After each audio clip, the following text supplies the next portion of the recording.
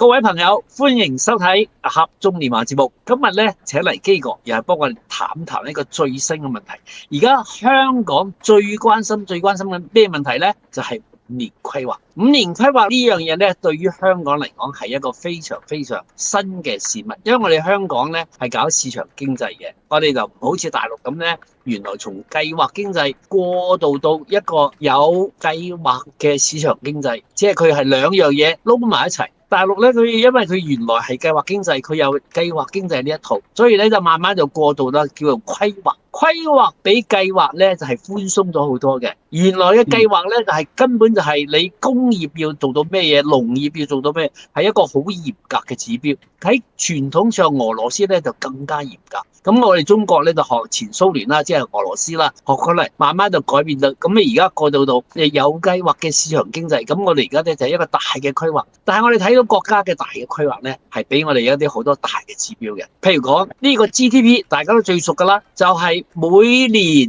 呢個要5%。之前咧就更高嘅，咁而家咧就係因為成個大陸嘅經濟咧已經係嗰個規模已經好大啦，係啊，你再增長1%其實好困難㗎啦，然後去到5%咧就已經係好唔錯㗎啦。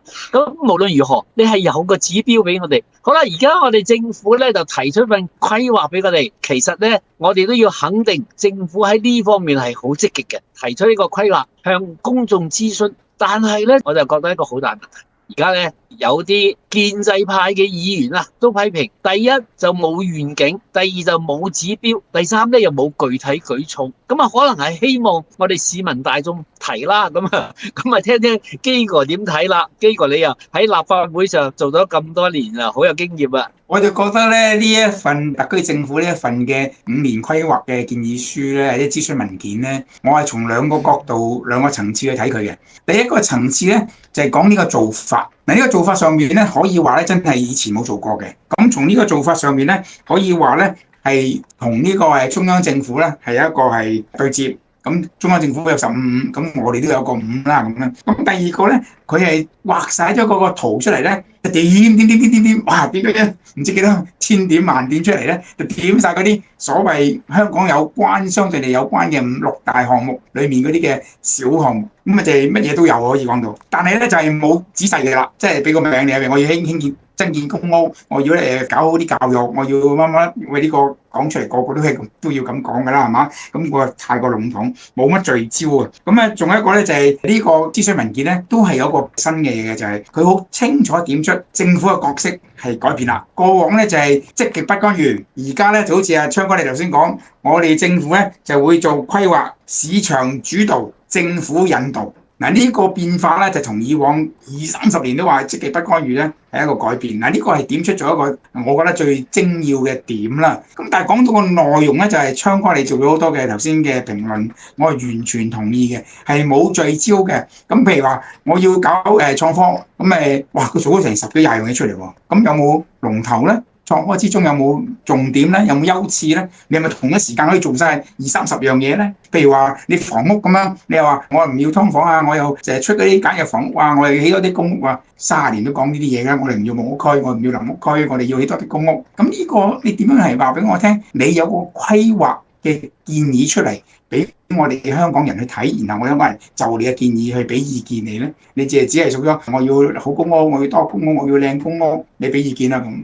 喂，點俾啊？佢如果我問咧，我話公屋咧，我就話起少啲公屋，起多啲居屋，咁有一個比例嘅。你要叫我建議，我就話公屋嘅比例即係廉租嘅比例咧，你就下降；居屋嘅比例就要提升。你接唔接受咧？即係話你呢個成個係方向性、理論性嘅問題咧，係要搞清楚嘅啊！即係基本上咧，就係可以話佢嘅嗰個項目好多。但係唔係新嘅項目，唔係一個我哋未聽過嘅項目。第二咧，嗰個每一個嘅項目咧係冇深入討論嘅，更加冇講下呢個項目嘅自己點樣向自己個方向發展咧，咁又冇講嘅。咁當然咧就係嗰個我一路都有平時都有提嘅咧，就係個官僚嘅架構過往已經喺宏福院特別嘅聽證會裏面睇到好多問題啦。各自為政，各自己有一條界，過少少都唔關我事。即係呢啲互相透過行政嘅程序作為主導、作為目的而推搪咗一啲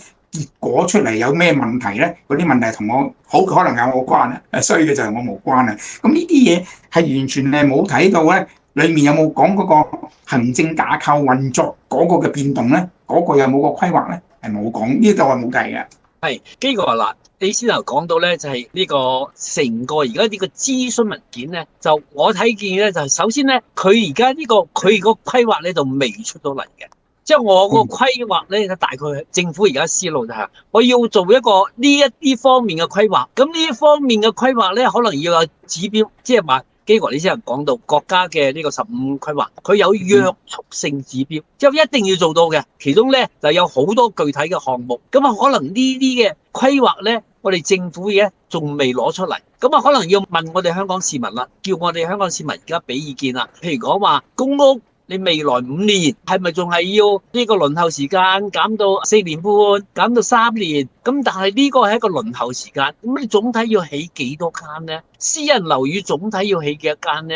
居屋要總體要起幾多間呢？咁呢個係房屋問題，但係房屋問題咧，我覺得最根本嘅仲有一個好關鍵一個結構性嘅問題，即係關係到我哋香港長遠發展嘅。我哋香港長遠發展咧，而家有一個最大嘅問題就係我哋個經營成本係上升得好緊要，我哋嘅競爭力係下降。點解咧？因為我哋而家成個香港政府咧，政府係依靠土地財政。咁啊，唔可能俾個樓價跌嘅，唔可能俾個土地價嘅跌嘅，反而咧就希望谷高嘅土地價格，谷高嘅樓價。咁你要谷高之後，你個經營成本係咪重咯？咁你幫深圳你點競爭咧？咁呢個係一個結構性嘅矛盾，即係話你兩難嘅。政府又想多啲財政收入，但係咧你財政收入你靠土地咧，你個經營成本又貴，呢個問題點樣解決咧？即係我覺得而家呢個諮詢文件咧，一個好重要嘅問題咧，就係話冇將我哋而家存在嘅問題咧攤出嚟俾大家去討論。因為所有我哋國家主席習近平咧喺呢個福建嗰時咧，佢做咗一個咧就福建嘅規劃，叫做380計劃，包括幫福建咧就係規劃到20年嘅。咁而家咧就完全落實啦，3年、8年、20年。全部落實啦，咁佢個做個規劃嗰個指導思想咧，就係問題做主導，即係我福建個建設有咩問題咧，我先將啲問題擺出嚟，大家針對啲問題揾出一個解決嘅方向，我就規劃。咁啊好啦，我哋香港而家，我哋未來5年香港要變成一個咩樣咧？係俾我哋香港市民一個點樣嘅藍圖咧，一個點樣嘅美好嘅願景咧？咁而家未有嘅，咁啊相信可能佢真係。真嘅嗰份出嚟之後咧，佢會俾個藍圖我哋。咁但係咧，我哋要做到呢個藍圖，我哋而家有咩問題咧？我哋係咪樣樣嘢都做得啱咧？如果呢個係樣樣做得啱，我哋而家喺4小龍裏邊咧，我哋係排最尾嘅喎。真係你要睇到而家係客觀現實咧，真係好嚴峻㗎。你個成個形勢咧，對我哋香港係不利㗎。嗱，我哋好清楚睇到咧，即係國家寫嗰個15嘅，佢有8個約束性嘅指標咧。其實頭先你昌哥講，佢每一個指標咧都係數據化嘅，即係譬如我啲GDP 去到邊度，我個勞動人口個教育水平嘅年限去到邊度，冚唪唥有晒數字出嚟。咁我哋而家呢個咧係政府唔係俾個規劃我去諮詢我，而係政府俾一大堆嘅嘢咧，香港人都要嘅。但係你冇俾咩硬性嘅硬定嘅指標，即係話我一句話，政府可唔可以有個硬目標咧？譬如話你自己定咗每6大項裏面每一個大項嘅優先次序。第二就係你會定到啲優先次序之中有啲硬目標，即係5年之內咧，我一定要達到某個數字出嚟嘅。咁然後你先話俾我哋聽，呢5年嘅發展狀況點樣？呢個我補充呢一點就係話，有一個硬指標我係睇到嘅，北部都會區咧就要起7萬間屋，我就睇到呢個指標啫，其他就睇唔到啦。係咯，咁所以變咗唔係規劃啊，你只係數一堆嘢之後，人就問香港人你想點啊咁。咁其實香港人唔係個個規劃師，亦都唔係24小時喺度研究你呢啲嘅規劃。特別香港人基本上咧未必懂呢個規劃，但係你作為政府啊，作為你有專業嘅部門啊，你有咁多顧問嘅人士咧，你應該將個大嘅指標、基本嘅硬目標同埋啲數字攞咗出嚟，聽下啲香港人對呢個嘅指標嘅優次係唔係同意咧？又即係佢有另外優次，譬如頭先阿昌哥你舉個例，公屋、私樓、居屋個比例幾多咧？而家咧係私樓咧，理論上即係根據過往嘅房屋嘅10年建屋計劃，私樓係最少嘅，出租公屋係最多嘅。咁去到而家呢個地步，都似乎係越嚟越多人想買樓，咁係咪又買唔到買唔起啲私人樓喎？咁係咪居屋最多咧？而居屋最多之餘，又點樣令到香港人買起？咁居屋嗰本身個運作同埋嗰個定價係咪有一個改變咧？呢個就變咗問我哋意見，係咪居屋最多啊？出租公屋最多還是私樓最多？誒問呢樣嘢啊嘛，唔係啊，我要起多啲，起多啲屋，起多啲屋，起多啲屋，起靚啲屋，每人住多啲，住闊啲。呢個係睇唔到你有咩傾向俾我選擇。係啊，即係嗱，如果係講規劃咧，講土地房屋規劃咧，佢一定有一個需求，有個預測需求。未來5年係有幾多個人口增長，幾多人口，房屋要增加幾多，公屋要增加幾多，居屋要增加幾多，私樓要增加幾多。咁其實咧就呢個咧又涉及一個人口政策嘅問題。咁好多有啲批評又講呢個5年規劃咧冇人口政策。咁啊冇咗人口政策之後咧，好多嘢咧跟住都有問題啦。即係話你有咗一個評估，未來5年香港嘅人口而家係740幾萬，可能係咪去到800萬定係850萬，或者唔係多，反而係減少咗。如果你減少咗，就唔使多起屋啦。咁你對人口首先有需求，有個評估，然後你又將你個供給有幾多能力嘅供給，咁你有條數計俾我哋聽先得噶嘛？唔係話要發展公屋，要乜嘢，就係一個空洞幾句話。咁我諗咧，真係達唔到中央俾我哋要求嘅目標咯。我又唔知係咪因為大家都知道啦，年尾就開始要選舉籌備啦，或者甚至嗰啲有啲眉目出嚟啦。咁你如果仲選舉時間得翻嗰半年，咁究竟而家出一個諮詢文件又要2個月，諮詢文件出嚟要出報告，報告之後出完之後選舉咯。咁可能分分鐘佢剩翻嗰1年之內做到一個比較即係睇得到啊、睇得好同埋睇得準嘅一個所謂規劃嘅計劃出嚟咧。咁呢個我覺得都有難度喎。即係無論如何啦，我哋覺得咧，而家時候政府提出個諮詢文件儘管係有好多不如意嘅地方，但係咧你諮詢大家，咁總係俾市民一個發表意見嘅機會。市民大眾咧就一定係希望香港好嘅，一定係希望生活喺香港能夠將來係我哋有呢次咧，我睇諮詢文件都講到啦。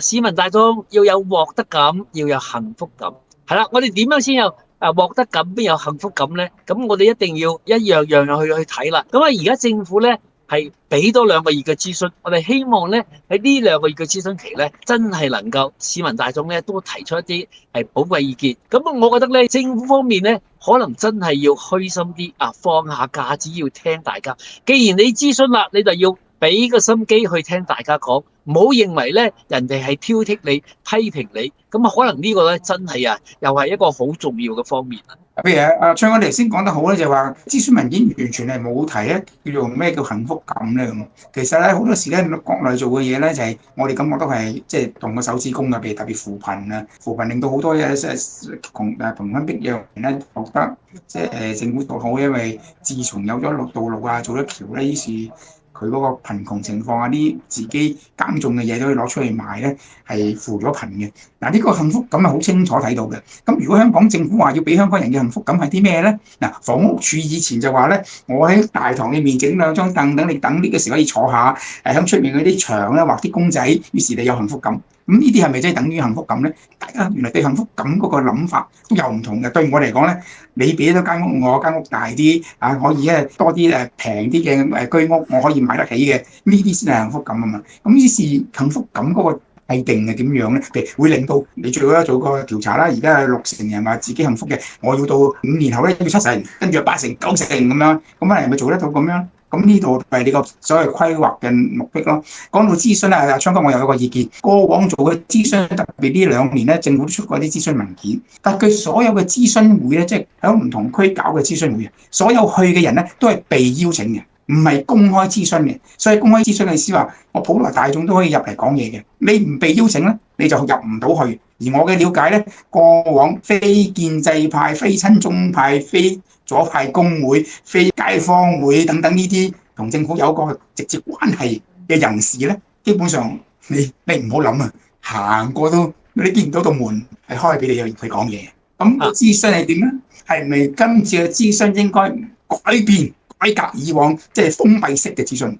即係基哥啊，嗱，即係無論如何啦，我哋都係想香港好，即係想呢個諮詢文件咧係做得好，而且諮詢文件做得好咧，就係未來咧真係有一個好嘅5年規劃俾到我哋香港。咁5年規劃俾到我哋咧，就係因為有個好嘅頂層設計，即係我哋未來香港5年之外向住呢個目標去邁進。咁我哋可能就會有真係會睇到一個好好嘅前景。咁無論如何咧，咁我哋可能而家講到呢個諮詢文件咧，我哋而家係開一個頭啫，因為呢份諮詢文件嘅內容真係太豐富啦。咁我哋開呢個節目咧，又唔可能一下子就講晒。我哋今日咧就先開個頭，然後慢慢再幫大家一齊去討論呢個。我哋希望咧能夠廣泛到收集到市民大眾嘅意見，俾到香港政府一個好好嘅建議，使佢能夠做到一個非常非常圓滿嘅一個5年規劃，使到我哋香港嘅發展咧能夠有一個方向啊，有一條直通嘅大道啊，有一條吐露港公路，或者係另外一條新嘅高速公路，能夠行得更好，係咪啊？基哥你話啦，呢個就最理想啦，呢個同埋其實香港人都想係咁樣。係好，咁我哋今日呢一集咧就先傾到呢度，好嘛？基哥，好，拜拜。Okay.